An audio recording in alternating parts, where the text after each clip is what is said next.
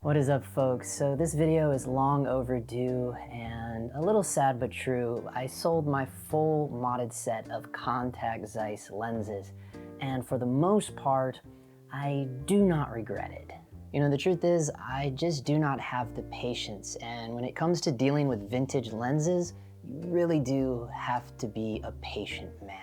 And I'm just a tad too neurotic to deal with their drawbacks. So I shot with the old Contax Zeiss lenses for easily 2 years straight, and here's the 4 main issues I found when using those lenses. Focus breathing.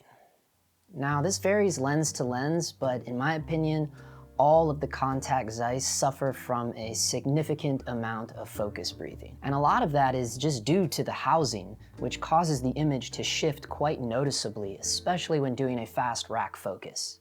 Adapters. Now when it comes to using adapters, you are going to run into issues when it comes to focusing to infinity. Even if you are doing a hard conversion, you still may run into some issues. Softness. So contrary to all the popular belief online, softness is a thing, to the point where I really dreaded it anytime I had to shoot wide open, and it really hinders you from being able to use any sort of filtration on the lens. Lens travel. One of my biggest complaints of dealing with the Contax Zeiss lenses is how far the front barrel extends when focusing. When a prime lens barrel extends so far that it starts looking like a cheap zoom lens, that really chaps my ass. And honestly, it's not practical for using a clamp-on matte box either. Now I do realize that not all copies of every lens is identical, but at the end of the day, I think what the Contax Zeiss lenses helped me realize is that I like my lenses a little more on the pristine side.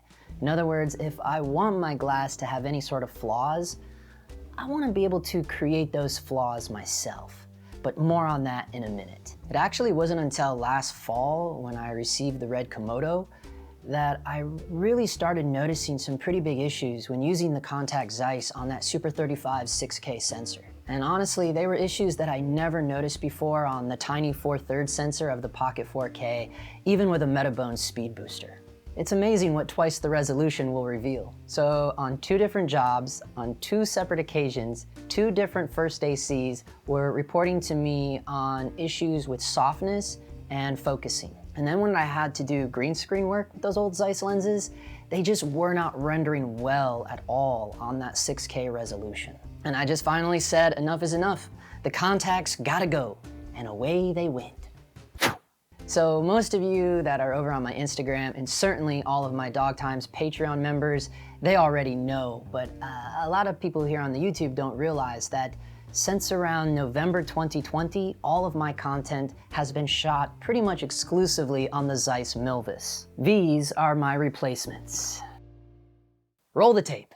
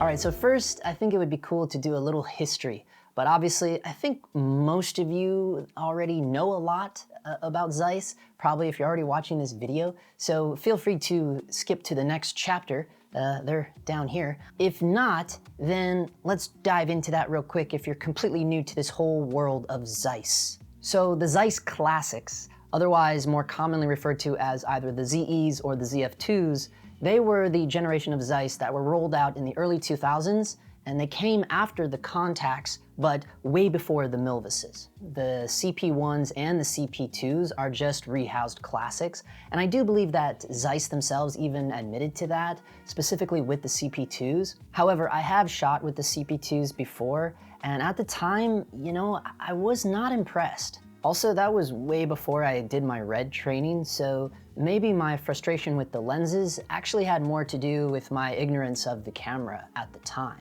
Either way, the Milvuses came much later than all of those generations of Zeiss. They're actually some of the newest glass that Zeiss offers. They're even newer than the Otis line. And the Otises are quite arguably the most beautiful lenses. In fact, the Otises were actually created to just straight up be unicorns. Zeiss never planned on selling mass amounts of those lenses, hence the high price tag for stills lenses. Which brings us to 2015, when Zeiss rolled out the Milvus line. Now the Milvuses are so gorgeous and so well made that even when you compare them to something like the Otises, even Matt Duclos stated this in a somewhat recent live stream. They give the Otis a run for their money. Those are fantastic. All of the Milvus lenses are solid lenses. There is no dog anymore. The Milvus colors are simply breathtaking. From the moment I first threw one on the lens the day I bought them, I was just instantly blown away. The image quality is really, really sexy. And the sharpness does come in handy for those jobs that demand it. And if I ever need to create a more organic look, well then I can finally use my huge filter kit. You know, because that's another thing, the vintage Contax Zeiss lenses have such a distinctive look all on their own that whenever I even attempted to use diffusion filters or some sort of enhancing filter, the image just started degrading quite rapidly. And again, very noticeable on the Super 35 6K sensor. So now with the Milvuses, I have more freedom to create those unique filter recipes and not have to worry about the image falling to shit, to be quite frank. So here's some fun facts about the Zeiss Milvus. First off, they are weather sealed. I mean, these things are full-on little tanks, and even the way they look kinda reminds me of the Mandalorian's helmet. This is the way. This is the way. This is the way. However, the amazing build quality is something to keep in mind because these guys are not lightweight. But as I've demonstrated in the past, the Ronin S2 has no problem balancing these things, even when it comes to the big heavy ones like this 25mm. And ironically enough, they are still the same weight as the Zine carbon fiber cine lenses. Now, if you get the ZF.2 versions, which I highly recommend, you will have a manual aperture ring that you can declick and even reclick yourself. Because Zeiss includes this little key that makes that process very simple to do. Seriously, it takes 2 seconds to declick your lens, and you can even quickly adjust the dampening. But do keep in mind that when you're converting your ZF.2 lenses to EF mounts, you're gonna wanna make sure that you have that aperture ring exactly to your liking before you swap out those mounts. Focus breathing is no longer an issue. All of these Milvus lenses just really seem to snap the focus right into place. Also, the focus throw on these Milvus lenses is way more suited for cinematography use. I mean, some of them go as far as 300 degrees, like this 85mm right here. I mean, it has a huge focus throw, and I mean, that is crucial for nailing and maintaining sharp focus.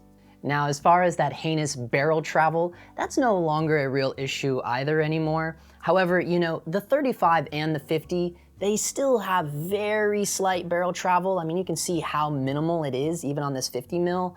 Either way, it is loads better than from how heinous those Contax were. And for those of you wondering why I just cannot stand it when the front barrel extends a long distance, it's because I usually try to avoid using clamp-on matte boxes. But also, lens travel is a pretty big issue when it comes to balancing on a gimbal as well. Another thing I want to point out is that it's really not a good idea to be using any sort of clamp-on matte boxes when it comes to stills lenses. Because the reality is they're not designed to hold that extra weight, and it can cause some serious issues over time, especially with vintage photo lenses. Now, the upside to that is having a studio style setup with a swing away matte box is actually way more better to work with, especially when you have a little crew. However, the Misfit Atom from Bright Tangerine is the one exception, but even still, man, if you are using square filters on the front of your old vintage lenses, I would just be very cautious doing that. I would keep it to a minimum if you can. The lightest clamp-on matte box you can find, and maybe one filter max. I wouldn't push it to the limit. And if you think about it, it has a lot to do with, how far that front barrel is traveling. The more that's pulling out of the actual casing, it's holding on to the weight of the matte, to each their own. I mean, for example, even my Milvuses are little tanks, right? But if you take this 50 mil here, even when we use the little Misfit Atom, it still has some issues when using a clamp-on matte box, and this thing is a friggin' tank. It just boils down to the fact that stills lenses aren't designed for clamp-on matte boxes. Now, the Milvus do have more contrast with a way higher color rendition, which I actually prefer because I love creating unique looks for each project using my filters. Now, a lot of people may not understand that, but the reality is I'm not the guy getting hired to do the big budget job where they have the money to rent a full set of Hawk anamorphics or something. In other words, I'm the guy getting booked with my own gear, so I'm really relying on filtration to create my own unique looks. And what is so nice about this is that I can create a vintage look for one project and then turn around and shoot something a lot more crisp and clean for another project, all with the same lenses. And the Milvuses are just perfect for that workflow.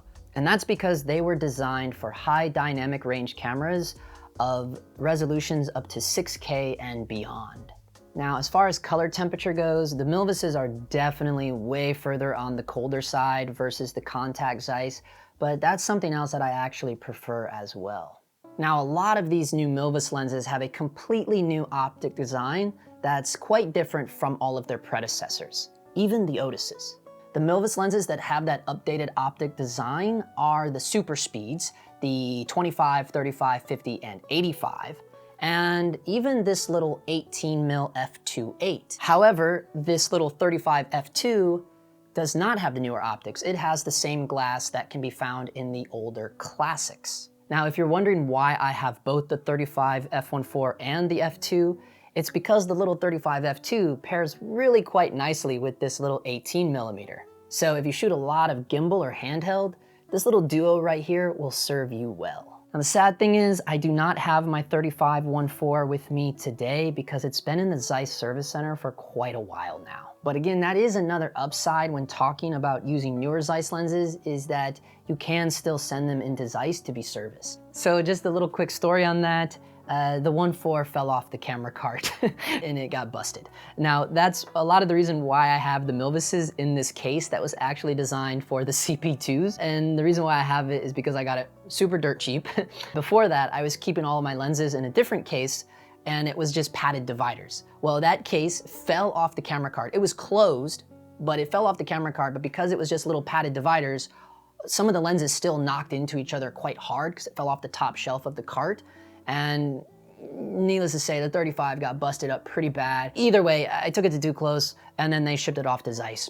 The moral of that story is, get yourself some good insurance. However, do not sleep on the fact that these Milvuses are completely weather sealed with superior optics that are at least equal to, if not better than, the CP3s. Because a lot of people do believe that the CP3s are just rehoused Milvuses. And thanks to my friends over at Cinematography Lens, these have all been hard converted to EF mounts. They have nice metal gears now and matching fronts for a matte box. And you guys know I'm a super nerd, and so I did take advantage of the new Alumacolor that Cinematography is offering. So now these little caps, it's any design you can create with really high colors, CMYK or whatever it is, and I gotta admit, they're really sexy. And then I put these little white decals of the focal length on here, and that's something really nice when you're working with a crew, mainly for the scripty or the second AC, but it's also just really good to have for whoever wants to see what focal length you're using on the lens. So I'll leave a link to these little white decals down in the description below because I have had a few people hit me up on Instagram about it. And of course, just like I did with all of my Contax lenses, I gave the Milvuses nicknames as well. So out of this entire set, My most favorite would probably be this 25mm f1.4, and I've nicknamed it the Boss, because quite honestly, when it comes to the entire Milvus line, in my opinion, nothing can hold it down like the 25. And that statement probably applies to any lens I've ever used. And this 25 really makes up for the fact that Zeiss chose not to include a 28mm with the Milvus line, because that actually is a little bit disappointing to me. You know, the original Hollywood lens, the Contax 28mm f2, is kind of the whole reason why I fell in love with the Zeiss look in the first place. And you know, normally I would have held on to that Hollywood lens just because I do love it so much, but honestly, I don't think I had a very good copy. It was pretty dang soft, had pretty much any f-stop, and it just was very odd. It never focused to infinity, and again, all problems that were really brought to the forefront after I got the Komodo. But even with all that being said, 25mm is so dang close to 28mm. You know, you're talking about 10 degrees difference when it comes to field of view. And this one is just so gorgeous, but honestly, I do feel that way about all of the Milvuses. The image quality is pretty nuts. But either way, the 25 definitely gets used the most, and it is certainly my standard lens. So yeah, if I was to recommend, if you were looking like what should I start with, I would say definitely start with the 25mm. Now the downside to that, it is one of the more expensive ones, but also maybe you're someone that's not into wide angle lenses, then maybe you wouldn't like the 25 as much anyways. So then that brings me to my second most used lens, which is the 35mm. Now again, unfortunately, all I have here with me is the f2, but you know, I gotta say, I'm actually pleasantly surprised with this f2. But because the 35mm is the second most used lens in my kit, it was a pretty big bummer when the f1.4 got busted. I was working on a pilot at the time, and the camera department and the director, we were all pretty bummed out about that. But either way, I nabbed up this used f2 35 just so we would have something to hold this over. And when it came in, we started using it, and I was like, man, I kind of don't want to get rid of it now. As I said before, it just goes so well on the gimbal. It pairs perfectly with the 18mm, and you know, even though it's an f2, honestly, with all the super speeds, I always shoot at a 2 anyways, so when we would swap to this 35, I would just rip it wide open, and nobody ever really noticed any issues in doing that. So I've nicknamed the 35 f2 the Pilgrim, mainly because of its size. You know, it's perfect for travel, again, gimbal work, but also, you know, it kind of just pushed itself into my lens case, because I don't think I'll get rid of it, even when I do get the 1.4 back. However, I should point out one thing about the 35 f2 is that out of all of them, it is the only one that does not have the newer Optic Design. And so because of that, it is a tad warmer in regards to color temperature, and it is noticeable. However, it is a very quick tweak in post, and also I think anyone outside of the camera world, I don't think they would notice it anyways. But that is something to be aware of. The 35 f2 does have the same optics as the old classics. Now the third most used lens out of my kit is the 50mm 1.4. It is the perfect portrait lens for a Super 35 sensor, and because of that, I've nicknamed it the Master. You know, I feel like every 50mm of any Zeiss I've ever used is pretty dang perfect, and the Milvus 50 is no different. It's tack sharp, it definitely showcases that Zeiss 3D pop, and it's really pleasant on faces. And I swear it has no focus breathing whatsoever. When doing a fast rack, the foreground just snaps into place. And the 35 1.4 performs equally the same. For the longest time, those were the only two lenses I had in my Milvus set, was the 50 and the 35, and I shot multiple projects using only those two lenses, the 35 and 50 f1.4s. So they match together so dang well. It's a killer set, and outside of the focal length and the physical size difference, optically they are both equal. And especially the 35 1.4, it is just a dream of a lens. So sad it's been gone so long. Now my next favorite is the 18mm, and even though it's only an f2.8, for an ultra wide lens, that's actually pretty dang good. And so I've named the 18mm the Prodigy, and that's mainly because he doesn't really get to come out of the case very often, but every time he does, he certainly steals the show. There's no crazy fisheye look, The lines are nice and straight. It just has really beautiful rendering, and it has a really nice close focus range of 10 inches for those really cool Terrence Malick shots. And you know, I've just always been a fan of a really well-made ultra-wide lens. And this is probably one of the best ones I've ever used, outside of the ZF.2 Classic 15mm. Now there is a 15mm f2.8 for the Milvuses as well, and it also has no curvature to my understanding. I used to own the Classic 15mm, but the biggest downside with that one is that you cannot take the hood off. So because of that issues with the hood being stuck on, that's ultimately why I got rid of that Classic 15mm. And when it came to choosing which ultra wide I wanted for my Milvus set, I ultimately went with the 18mm because it is the one that has the newer optic design, so I knew it would cut better with all of the super speeds. But also the 15mm is a 95mm outer diameter, and it's much larger than the rest of the set, and I've already kitted these out with 80mm outer diameter rings. So, you know, if I would have went with the 15mm, it would have been the same issue I had back with my Contax set. I would have had an oddball out that doesn't really pair well with the rest. And as much as I loved the Classic 15mm, I think it's the size of this little 18mm that ultimately makes it so dang desirable. It's as if they took the old Contax 18mm and figured out how to make it good. The biggest downside with choosing the 18mm over the 15 is that 15mm has a much wider field of view, you know, talking about Super 35 sensor. But on full frame, 18mm is kind of the perfect ultra wide angle lens in my opinion, which brings me to something I haven't mentioned yet, is that all of the Milvus lenses do cover full frame. But ultimately, the #1 reason why to go with the 18mm over the 15 is because you can still use a matte box with the 18mm. And then last but not least is the 85. Now, most of you guys know I don't really reach for long lenses ever. I think I've used this 85mm maybe 3 times in the past 6 months. It's just not really a focal length I ever reach for. However, when I do use it, I'm always very pleasantly surprised. And I mean, everyone on set as well, all the time on the monitor, they're commenting on how good this lens looks. But honestly, that seems to be a trend with all of these Milvus lenses. You know, I'm constantly hearing comments in the background about how good the lenses look and everything. So let's talk about some downsides with the Milvus lenses. The biggest one to me is the lack of flares. So unfortunately, kind of unfortunately, depends on what you're doing. Either way, the new recipe for the T-star coating that is found on the newer Zeiss Milvus lenses are pretty much flare resistant. And to my understanding, the main reason Zeiss did this is so they could maintain the highest amount of contrast when shooting in higher resolutions with HDR. So you will have to get really creative with filters to try to create some unique flares with the Milvuses. And sadly, they just will never have that gorgeous flare like my Tokina Baby Ingenue zoom lens. Something else that is a little bit of a bummer to me regarding the Milvuses is that the way the ZF.2s have the aperture ring, you'll never be able to put a gear on here. And this applies to the classics as well, because when you go all the way to, you know, the smallest aperture, the aperture ring locks.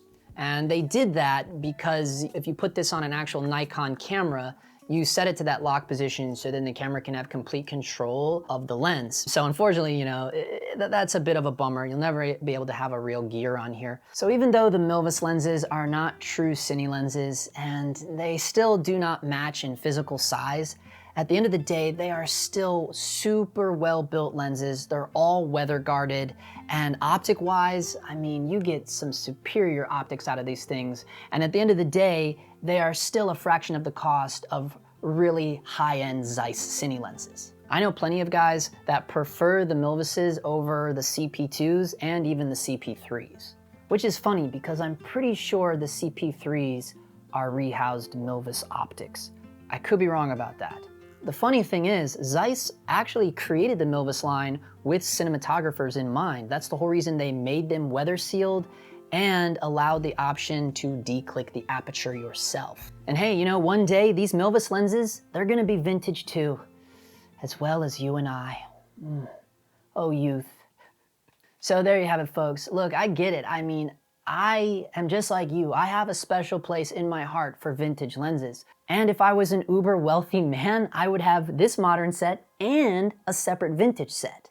But for someone like me, where I'm at right now, it just doesn't make sense for me to be living like a hobbyist. I guess what I'm trying to say is that where I'm at right now, every single piece of gear needs to be a return investment, and therefore it really needs to be 100% reliable. And in my experience of the 2 years working on those Contax Zeiss lenses, even when they were modded out for cinematography use, at the end of the day, they just were not 100% reliable. Especially, you know, in a rigorous day-to-day working environment where you have a little crew. And you guys know, dog times, you know, I don't have these huge crews, but, you know, it's still a little skeleton crew with all the key heads, and the contacts slow you down. But full disclosure here, I gotta be honest with you guys, I did definitely jump the gun when purchasing these Milvus lenses. And a lot of it has to do because I really did not anticipate my contact set selling so damn quickly. I mean, literally, they sold, and I made money on them actually, but then I was like, oh no, I don't have any lenses except my 2 zoom lenses, and that's not gonna work.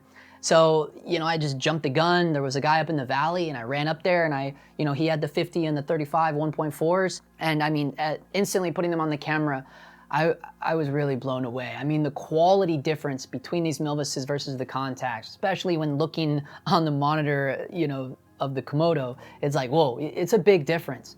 And maybe I'm just a sucker for having that, you know, that just those, one, the colors pop way more. And a lot of it has to do because these are high contrast lenses. A lot of guys don't like that. But again, I think I should point out, like, don't forget, you know, I've talked about it before for my longtime members here. You guys know I have a pretty wicked color blindness. So, you know, you got to keep that in mind. Maybe that's why I like that high contrast look. But at the same time, I shot a pilot recently where I used Tiffin's low-con and ultra-cons for the entire shoot, and that's how I got more of a low contrast look, you know. So there's workarounds and still be able to have far superior glass. However, with all of that being said, if I had to do it all over again, like today, let's say today I didn't have these Milvus lenses and I sold my Contax Zeiss, if I had to do that all over again, I don't think I would have went this route. I don't think I would have bought the Milvuses. And that's just because of where I am at now, right? I went from the Rokinons to modded old vintage lenses to now modern modded lenses, but they're more modern now. But either way, something I'm realizing is like, I don't think that's the right choice, right? I think it's time for me to start investing in true cine lenses because a lot of it is the housing, right?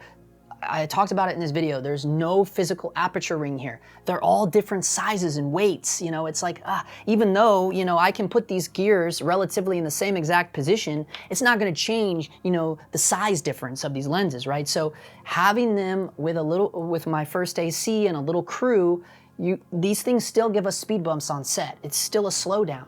As much as I love the look of these lenses, I'm like, damn, you know, like they're still not true cine lenses. So here's the pickle I'm currently in, folks, and I know my Patreon members already are well aware of all of this because I talk about it quite often on our little private Discord chat, but this is the pickle I've been in lately, is like, I really want true cine lenses, but all of the affordable cine lenses, quality-wise, I'm just like, no, they cannot shake a stick at the Milvuses. So it's literally the superior optics of these lenses that's holding me back from like, jumping onto more affordable lenses. But I don't know. At the same time, you know, I've been shooting on these for a year now. I feel their time drawing to a nigh. So I knew like, damn, I gotta just get this video out because knowing me, I may sell these things tomorrow. So either way, that is that, folks. I know, you know, a lot of people hit me up on YouTube, Instagram, all over the place. Why'd you get rid of the Contax Zeiss? Why'd you get rid of them? But, you know, that's why, right? It just really came down to build quality, shitty housing, all that stuff, and really like not having optics that I thought were good enough, I guess, right? But again, you know, I could have easily swapped them out and kept hunting for the perfect Contax Zeiss, but damn, man, the prices have gone up so much. To me, it just wasn't worth it for just some old ass lens from the 70s, a little photo lens. I'm just like, you know, it's like, it's getting a little crazy to me, you know, but being a cinematographer does teach you to be patient, right? So I'm still not quite as patient as I would like to be, but you know, I'm slowly getting there, you know, so it's nice. With all of that being said, guys, you know, if you're into my crazy shenanigans or whatever, I encourage you to check out the Dog Times Patreon. It is definitely the #1 way to support the show. show. I mean, I take everyone there on a virtual behind the scenes journey. I'm talking from the very beginning, from the ground up. You know, we start with the job pitch, sometimes the location scout, all of the previs, the pre-production. Then we go on the job. You know, I take you with me, via, camera, obviously, but, we go on set and you're there for the whole journey. And literally every day I spend on set, we break down on the Patreon. It's a cool interactive way to support the channel and what I do here. And I think it's just a testament because of the experience I have working on sets. I grew up working on sets. I grew up in the entertainment industry. So just keep that in mind, in terms of if you're on the fence about the Patreon. But if, again, I don't care. We're all a family here. The easiest, freest way to support the channel is just to hit the like button, hit the friggin' subscribe button, man. Come on. So that's gonna do it, folks. As always, thank you for watching the video thus far. Seriously, share it with your friends. Help a brother out, if nothing else. Okay, we will see you in the next one. That is a big fat wrap. Holy cow, that video was way too long. All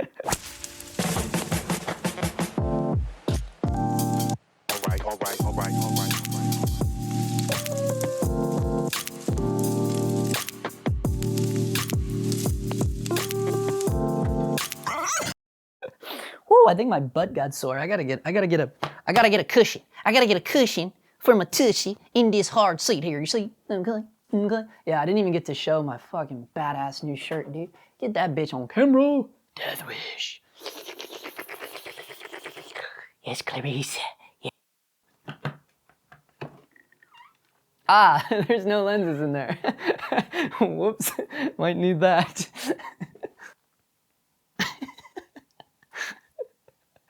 Oh man. The bummer thing is, like, you still really can't see down in there. Should I adjust that?